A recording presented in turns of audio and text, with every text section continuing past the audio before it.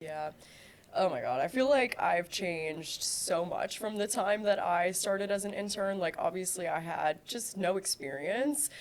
So I didn't really know anything. Like, all I had was what they taught us in school, but I'd never applied that, and especially not in like the cybersecurity world and in academia is like an industry that I had never really worked in. And I was very like timid, I think, when I started. And I remember Rex gave me a great piece of advice like very early on, which was to not be afraid to ask questions, Yeah. and that, there is no such thing as stupid questions. Like, it's a cliche Oh, for a love reason. him for that. Yeah. Yes, it was very, very helpful for me because I don't like not knowing things always. Like, I am the kind of person, I'm like, I want to be good at everything, and like, I don't ever want to fail. And, so it was very nice that I got that space to kind of learn but when I first started, like I said, the majority of my work was focused on writing. Like, mostly the blog writing was the, primary responsibility that I had. And over time, that has changed so much. Like, I barely do any writing anymore, honestly. Now, I would say like 60% of my job is doing the podcast. And with that just came so many new skills.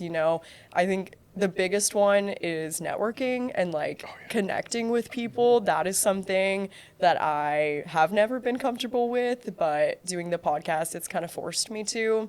And it's so important, It's everything, really. Yeah, it Yeah. is. It's all about who you know. And we've had many, instances where like, if I didn't know this person, then we wouldn't have been able to do that. So definitely the networking and just kind of connecting with people. And I think one skill that I'm very proud of is that I've learned how to write for people, like for speaking. I think it is a kind of a unique skill to be able to write in a way that actually translates to what people are going to say and sound like a more natural conversation. And I am proud of being able to do that because every time they ask my questions or like go with the flow that I've laid out for them and it ends up being a good conversation, I'm like, yes, that just makes me Yeah. so happy because it is a skill. And I have to thank Pam, actually, because she tells me that all the time, that that is a very good skill of mine. So I feel a little bit more confident in that That now. makes sense because, like, I watch the shows, obviously, and I've noticed that when Pam asks a question, it's different. It's like almost totally different than if Tasha asks a question. Yeah. And I always wondered because I've seen them look down at papers. I'm like, is it that tailored to each person? No, it's really not. Actually, it's really not. Like, what I do is I kind of break it up into different sections. Like, I'll have a few questions about, their introduction, of course, and then it depends on the person, but we'll go a little bit into what they do for their career. And then I always do pre-interviews with people beforehand too, to kind of gauge like what they want to talk about and the experiences that they've had.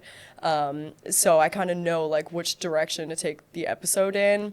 So I kind of lay out the flow for them. I do always tell them though, like, please, you don't have to do this word for word, or you don't even have to ask any of these questions. If you're having a great conversation without using these, go for it. Like, I will not be offended. It's not a mandatory component. Yeah, absolutely not. But I do give it to them, just for kind of peace of mind. And yeah. they definitely, have said that it's helpful for them to have. It's great to have a baseline to go back to Yeah. because you can just go blank. It happens Oh, to all of yeah, us. for sure. And then to be able to look down like, oh yeah, and play it Yeah. off. They never know.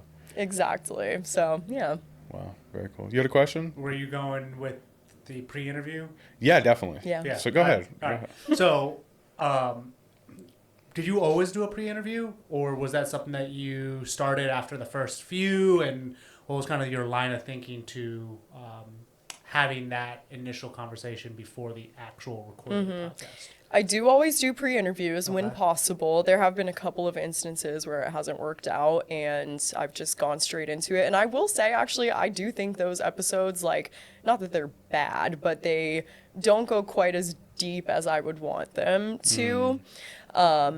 So it started because I co-produced the No Password Required podcast with Rex for a while. So he is the one that did the pre-interview. So I kind of learned it from him. Gotcha. And I just saw that it is a good way to, one, kind of break the ice with the person. Like, I think, especially with Do We Belong Here, I want it to be a safe space, like where people are comfortable.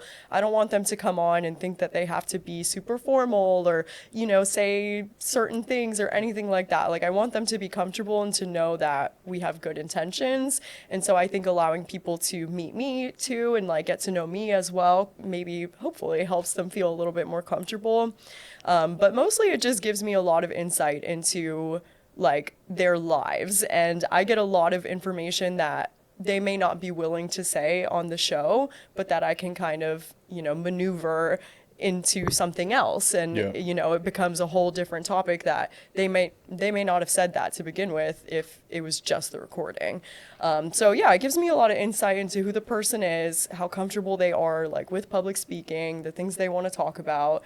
And it gives me a chance to get to know them as well, because I don't really like just going into the recording and being like, I've never seen you before in my life. I don't know what you're like, you know, like, and I like to give Tasha and Pam a heads up too, you know, of just kind of like, this is what this person is like, and here are some things that are interesting to know about them. So I think that it is good for them too. That's like a little icebreaker. You have like a particularly interesting case that you have to deal with, is that a lot of what you do is remote. Yeah. So you're doing a lot of Zoom interviews and that sort of deal. Do you feel that doing those pre-interviews makes a more of a difference when it's a Zoom interview versus an in-person interview? I don't know, honestly. That's a great question. The majority of what we do is virtual. Like, we've only done a few in-person recordings, and I have done it. I'm pretty sure that I've done the pre-interviews like for both instances. I don't know if it's more helpful for one than the other, honestly. I do think like I said, it's just a chance to kind of get to know each other a little bit, and I think that translates whether it's virtual or in person. Yeah. But I do think it helps with virtual because it is very, like, it's not the same. You know, it's not the same as sitting here with you guys and talking and having a conversation. Like, there's no avoiding the fact that it's just different. Like, it's a different environment and vibe.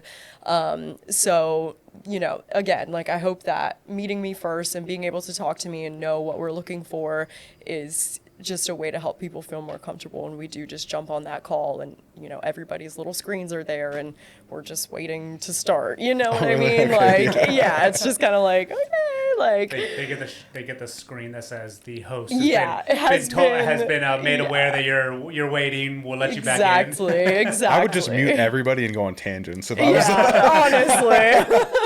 like, I gotta say what I want to say here. I'm not gonna lie though, I actually love recording virtually. I think it is very easy, like not easy, but it's a little bit easier, I think, than recording in person, because like, look at all the equipment, you know, you guys have and set up, and different camera angles and microphones to worry about and all of this. But with virtual, I'm just kind of like, here's the link to our studio, use headphones and a microphone please if you have it, and be in a quiet space, you know. And the platform that we use to record is very, very good. Actually, it's great for like podcasting, so I can isolate the video and the audio and make my social clips inside of that platform, and it'll give me like a transcript. So I think there's a lot of benefits to doing it virtually, actually, that I really enjoy.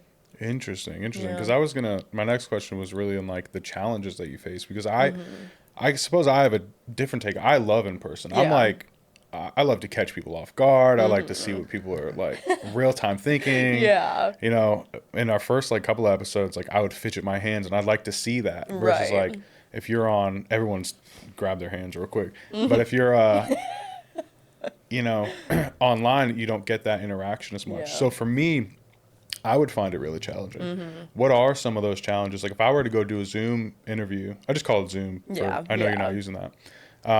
Like what's something you would tell me? Like, here's how you can make this a better show. A better show, yeah. That's a good question as well, honestly. I do think, again, that pre-interview is a good icebreaker to just make it a little bit less formal. And like, I don't know if Tasha and Pam would agree with me, to be honest, that they might actually prefer the in-person recordings, because I'm not the one there, like, doing the interviewing and everything. Like, for me on the producer side, it's a lot easier and it makes my life simpler.